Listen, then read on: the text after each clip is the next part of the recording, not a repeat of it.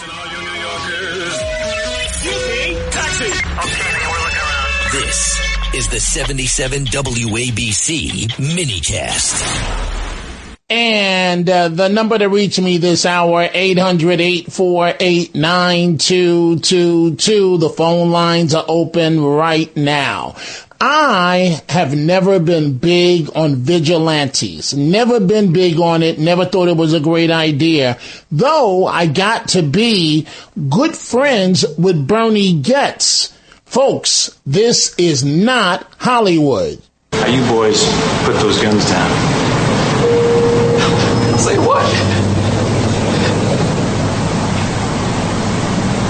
Whoa, we're not just gonna let you walk out of here. Who's we, sucker? Smith and Wesson? But something has to give. I fear we are on the verge, and my instincts are always razor sharp. I fear we are on the verge of someone somewhere striking back against crime. People can only take but so much. I'll get to the case in point in just a moment. The nut job that called himself Lucifer over the weekend, slashing 3 senior citizens, Grand Central Station over the weekend. But there is some good news, and I'm coming back to Bernie Goetz in just 1 second. And this is one of the reasons why I'm saying don't sleep on this guy in the race for New York governor, and that is Nassau County Executive Bruce Blakeman. Blakeman is vowing to immediately pardon the newly jailed NYPD cooler cop, if you will, Eric Duran, if he's elected governor in November, and it's the right thing to do. Duran, of course, sentenced to at least 3 years, 3 to 9, for throwing that cooler that killed a drug suspect in 2023. And Blakeman stating he doesn't belong behind bars. That is the obvious. So Bernie Goetz, I'm not big on vigilantes, but Bernie Goetz, you had this shooting that went international. Bernie's on the escape or on the loose, and he ends up in New Hampshire and so on. So I'm following all of this stuff, and then we basically come full circle. And I call Bernie. He invites me over to his house. I go to his house, and we have a great conversation.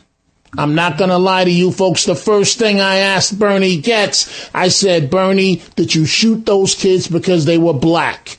He said, no, I shot them because they robbed me and I feared for my life. And I believed him. But the relationship, and it's funny how life works, it got to be very interesting. At the time, I was living with my mother-in-law, my family. And a side story is that I love my mother-in-law. She's no longer alive, Ruby Stevens, but she was my gal. And so a senior citizen, and oftentimes when I wasn't home, I'd get back home and she'd say, Dominic, Bernie called you 3 times. They got to be on first name basis. So you have this elderly black woman in Harlem, and she's talking on the regular with Bernie Goetz. And then you also had the infamous cop shooter, Larry Davis, before he was killed in prison. He would call as well. So we would go from Bernie Goetz to Larry Davis, and they would have conversations with my mother-in-law, a regular woman, and she would pass on the message. Okay, so let's get to what happened over the weekend. I fear for a vigilante incident coming soon. People can only take but so much. Listen to part of this report from NBC. Tonight, New York City's Grand Central Terminal, the scene of a bloody attack. Police say a man armed with this machete randomly slashed 3 people on 2 separate subway platforms Saturday morning. Police already at the station then confronted the man. Was behaving erratically, repeatedly stating that he was Lucifer. The individual refused to comply with at least 20 orders to drop the knife. when he began to walk towards the officers, still armed. One officer shot him twice, according to the NYPD. Officers attempted to resuscitate the suspect, but he was later taken to a hospital and pronounced dead. New York City Mayor Zohran Mamdani saying in a statement, the 3 victims were taken to the hospital and are thankfully in stable condition. The suspect identified as 44-year-old Anthony Griffin, who police say had 3 prior arrests, though they did not disclose for what crimes. It's just one of several shocking incidents on the transit system in recent years, from a man shoved in front of a moving train to a sleeping rider set on fire. But the NYPD says major crime is actually down 5% citywide for the first 3 months of the year, including the fewest murders in recorded history. This comes roughly 100 days into Mayor Mamdani's term, even as he pledges future policing reforms. Right. Crime is down. And when Mamdani pledges future police reforms, what he really means is losing officers, disrespecting cops, treating them like they're less than, and treating the criminals with all due respect. That's the reform to come from this mayor. You cannot make this up. We're about to begin with your telephone calls momentarily, but folks, you have to understand this. And you really don't if you're just from New York and you haven't traveled. What's happening in the city is now worldwide news. In fact, international news. This from the Fox News Channel. NYC trained bus robberies climbed 21% from the same period of last year, and it's only going to get worse, one expert is saying. So what he's going to do, so what happens is when you retire as a cop or firefighter, they take the last year of your salary and they figure out what your pension's going to be for the rest of your life. So what a lot of people do, cops do, is they'll put in a lot of overtime the last couple of years. Second in a row. So they'll be working hard so they get that salary up. So you know what this guy's doing? I'm cutting overtime. So if you're up on 20 years, we love cops like they start at 20, at 40, you're in the prime of your life in law enforcement. If there's an incentive to stay, they usually stay. Right. You know? So now you're telling them, I have to retire because if you're cutting my overtime, my salary for the rest of my life is going to be less. So you stopped a 6,000 member cop class from going into the academy. Now you're stopping overtime. Can't have both. So now you're going to be watching diminishing law enforcement. And another reason we need overtime for our cops. 3 elderly people were walking through Grand Central Station. They were slashed with a machete over the weekend. The guy was calling himself Lucifer. The cops tried to tell him to drop his huge knife, and he wouldn't do it, so they ended up killing him. As of April 5th, 128 muggings on trains and buses in 2026, 21% surge over the same period last year. Some say there aren't enough cops on the subways. That's another issue. 3 murders in transit so far this year. Misdemeanors up 12%. Petty larceny up 4%. This is 2020 all over again. And so this gentleman identified and called himself, as Lucifer. Well, go talk to Lucifer now. All right, Dominic, you shouldn't say that. A mentally ill man. No. I'm more concerned about you and I. You and I, any one of us could have been on those platforms minding our business, slashed. Next thing you know, you would cut with a machete. Think about that. So if you think you're Lucifer, go have daily conversations with Lucifer. Okay? Knock yourself out in the afterlife. So we'll get to Swalwell in just a moment. What a nice guy he is. 4, a minimum right now, 4 allegations of sexual misconduct. He's given up his race for governor. No, Swalwell, you're done. Put a fork in him. He's going to be voted out of Congress if we are lucky, expelled, that is. We'll get to that. Also, the funeral for the 7-month-old baby that was shot in Brooklyn. Her funeral. A lot to get to, but let's start with some of your telephone calls. Let's go to Kevin, line 4, Staten Island. Kevin, welcome to the Dominic Carter Show. Hey, Dominic, I don't know if you know this, but Curtis is on in the morning, and he was talking about the same thing. Right. You're the weakest link. Listen, I know 7% plants these telephone calls, but it's funny.